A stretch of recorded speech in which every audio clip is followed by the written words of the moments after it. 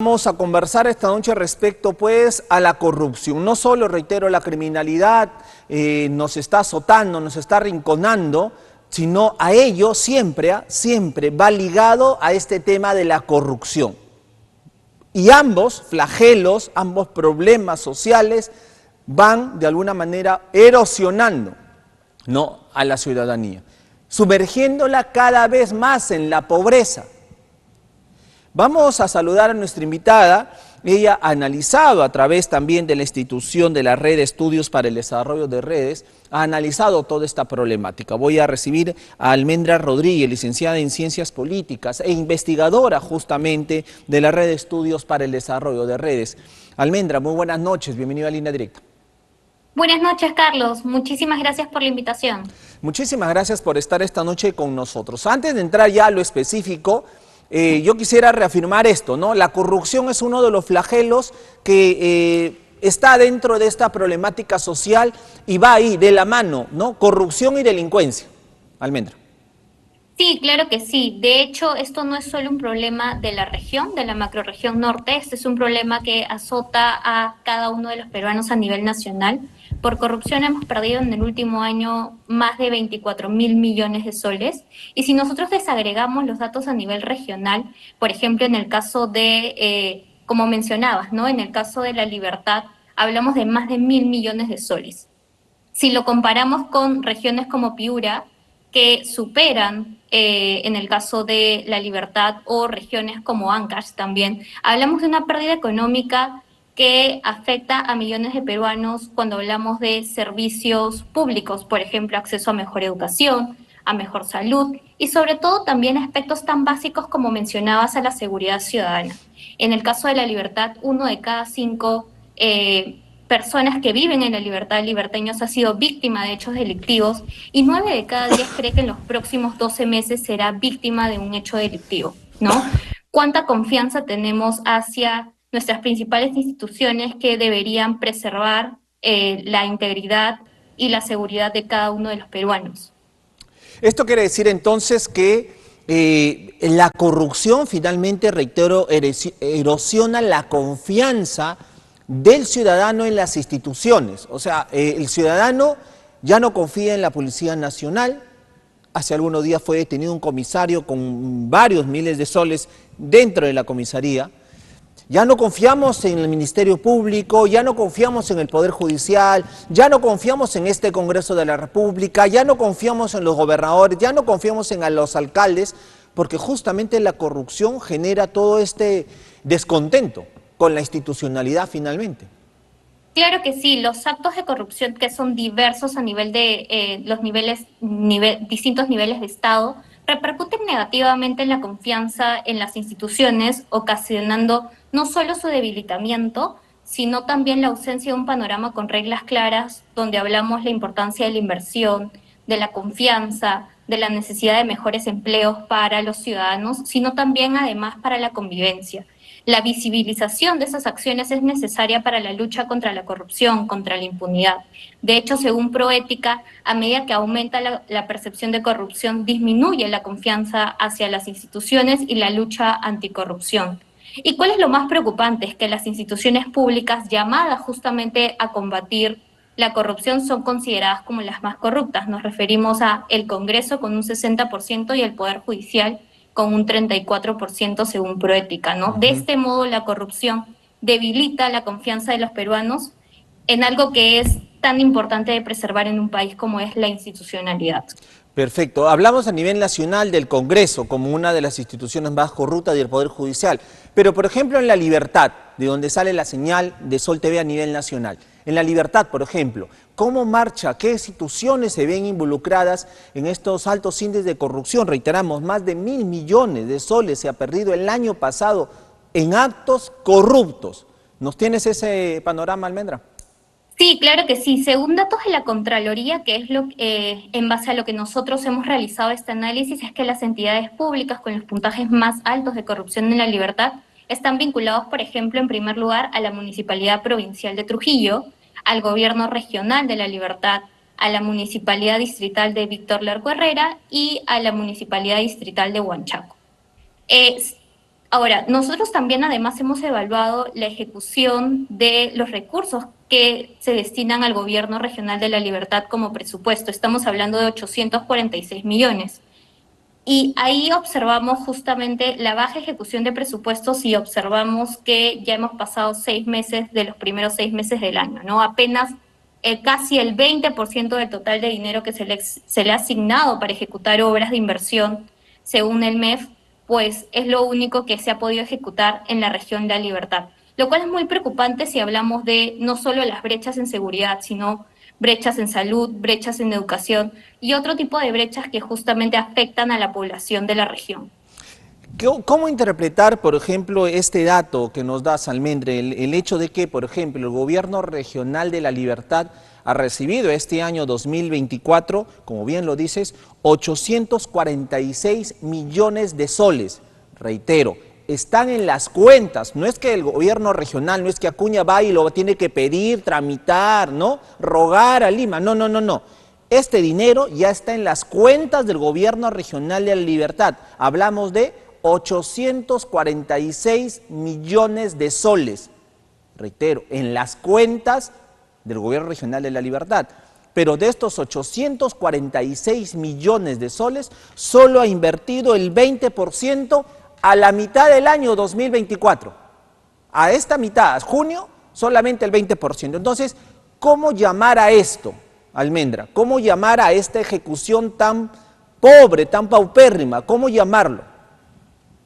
Sí, aquí lo que tenemos que evaluar es la calidad de gasto de cada uno de los niveles de gobierno, ¿no? Y si nosotros evaluamos calidad de gasto de un nivel de gobierno como estamos evaluando el de La Libertad, pues existen muchas acciones por mejorar y por desarrollar si solo se ha ejecutado el 20% en 6 meses de un año. Ahora, ¿cuál es otro problema en la región de La Libertad? Y es que existen 75 obras paralizadas vinculadas al gobierno nacional, al gobierno regional y a los gobiernos locales. De hecho, La Libertad es la segunda región con mayor número de obras paralizadas. Obras paralizadas que lo único que hacen es acrecentar este tipo de brechas, por ejemplo, un mejor acceso a agua y saneamiento, un mejor acceso a servicios de infraestructura educativa o a servicios de salud, ¿no? El gobierno de La Libertad además ocupa el cuarto lugar en mayor monto de obras de alto riesgo que registran un alto grado, digamos, de incumplimiento o riesgo de no de terminarse o de gestionarse adecuadamente.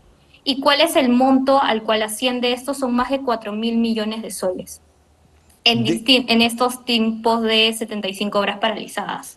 o sea, a ver, cuéntanos, ¿estamos en el cuarto lugar de estas obras que tienen riesgo de no concluirse, que equivalen a 4.000 millones de soles?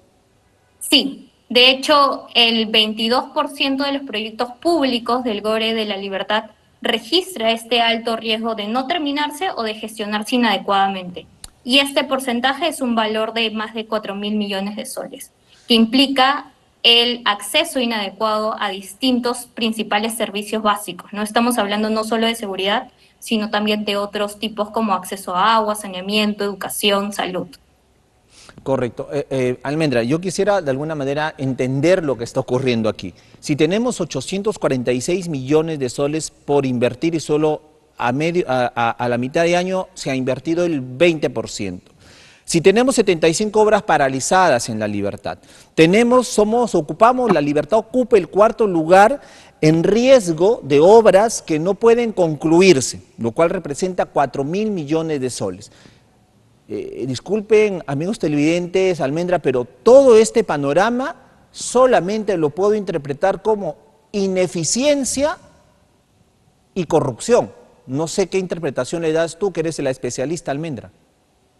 Sí, claro. Habemos que las obras paralizadas en su totalidad no generalmente están siendo paralizadas por hechos de corrupción, sino sobre todo están paralizadas por falta de un buen expediente técnico que lo que hace es aumentar la valorización de la obra. Es decir, si nosotros no tenemos una buena valorización en un expediente técnico, eso lo que hace es aumentar el precio de las obras, en los cuales no solo afecta a la población en el tiempo en el cual se le va a proveer el servicio, sino sobre todo también hay una falta de capacidades en el gobierno subnacional para poder ejecutar obras de inversión pública. Y por eso es que se requiere mejorar las capacidades de quienes están encargados de ejecutar obra y sobre todo quienes están encargados de gestionar este tipo de obras. Para concluir, todo esto también, toda esta descripción que nos das, y reitero, son cifras, amigos televidentes, son números. Estas no son percepciones, creencias, proyecciones, no, son números, o sea, crudos y duros, esto es, o sea, no hay forma de cómo evadir ni malinterpretar lo que se está diciendo si es que lo vemos, ¿no?, a través de estos análisis y estos estudios. Almendra, pero esto también redunda, toda esta ineficiencia que tenemos, va a redundar también en las inversiones, no solamente el hecho de no ejecutar obras que de por sí ya nos afecta porque no dinamiza la economía, no genera calidad de vida, no soluciona los problemas en educación, salud, seguridad ciudadana, no solamente eso, sino que todo esto que se deja de hacer al final también redunda, reitero, en que los empresarios, los emprendedores no quieran invertir, y ahí viene lo que tú decías, la desconfianza, ¿no? Sí, ahí básicamente debemos entender que la política y la economía están súper conectadas. La corrupción frena el desarrollo para un país y lo está frenando en el país, en nuestro país, en el Perú. Se requiere, si bien nosotros en este contexto se requiere mayor inversión, confianza en las autoridades, mayor transparencia, pues no es necesariamente la imagen que están proyectando nuestros principales representantes políticos, ¿no? La crisis política impacta en indicadores económicos, ha habido lo de la baja calificación crediticia, una menor inversión, la importancia de la confianza, la necesidad de un empleo adecuado, de calidad, ¿no? Que son componentes esenciales no solo para que la economía crezca, sino sobre todo para que el país se desarrolle. Finalmente, ¿cuáles son las proyecciones, Almendra, que se tienen respecto a todo este tema para lo que queda de 2024? Yo ya, sinceramente, ya pierdo las esperanzas de que podamos, de alguna manera, mejorar. Se habla, pues, que hemos crecido en marzo o en mayo, no hemos tenido un crecimiento, pero la crisis va a continuar. Entramos el próximo año, un año preelectoral, o sea, estamos en una crisis política, estamos en una crisis económica y encima le vamos a poner, ¿no?, el año preelectoral, que de por sí también frena inversiones. Así que, ¿qué se nos viene de aquí más adelante? ¿Cuál es la proyección de Redes en ese sentido? Sí, aquí lo importante es justamente, si bien varias entidades como el Banco Mundial, el Banco Central de Reserva, proyectan un crecimiento o una tasa más positiva en este último mes, es importante comunicar cómo la crisis política impacta en estos indicadores y la variabilidad va a depender de ello, ¿no? Entonces, por ejemplo, las últimas reformas que ha estado impulsando el Congreso, lo ha mencionado un alto comisionado de Derechos Humanos de la ONU, donde indica que el Congreso ha impulsado una serie de iniciativas legislativas, algunas aprobadas que pueden socavar no solo la independencia judicial y electoral, justo lo que mencionabas con respecto a que se nos vienen unas elecciones, un 2026 cargado de elecciones, tanto elecciones generales como elecciones regionales y municipales, sino también revertir avances en materia de justicia transicional y de participación, de asociación y expresión. Estamos hablando, por ejemplo, del retroceso de la eliminación de la paridad horizontal y la alternancia, la posible eliminación de los movimientos regionales, y otra serie de reformas electorales que lo que va a hacer es impactar en la vida y la calidad de la población en miras de la representación que tenemos actualmente y sobre todo la democracia, que es necesario preservarla en nuestro país. ¿Cómo debe actuar la ciudadanía, Almendra? Sí, claro, la ciudadanía debe actuar de manera vigilante, frente no solo a las posibles reformas y cambios que se generen, sino sobre todo de manera vigilante a los recursos que se ejecuten. Si hubiera una mayor vigilancia, muchos estudios indican de que si existiera una mayor vigilancia de los avances de administración pública, sí se puede reducir hechos de corrupción. La idoneidad de los funcionarios públicos, si bien es necesaria para mejorar la provisión, también es necesario el rol que juegan los ciudadanos para promover integridad y ética en la gestión pública. Es indispensable, además, desde el Estado, que la ciudadanía tenga la certeza de que quien infringe la ley será sancionado y que no habrá impunidad. No solo es una lucha contra la corrupción, es también es una lucha contra la impunidad, ¿no? Entonces debemos promover la enseñanza de educación cívica en la lucha contra la corrupción, debemos difundir normas y mecanismos para la protección de los denunciantes y sobre todo impulsar acciones de transparencia y rendición de cuentas que son necesarios en los tres poderes del Estado.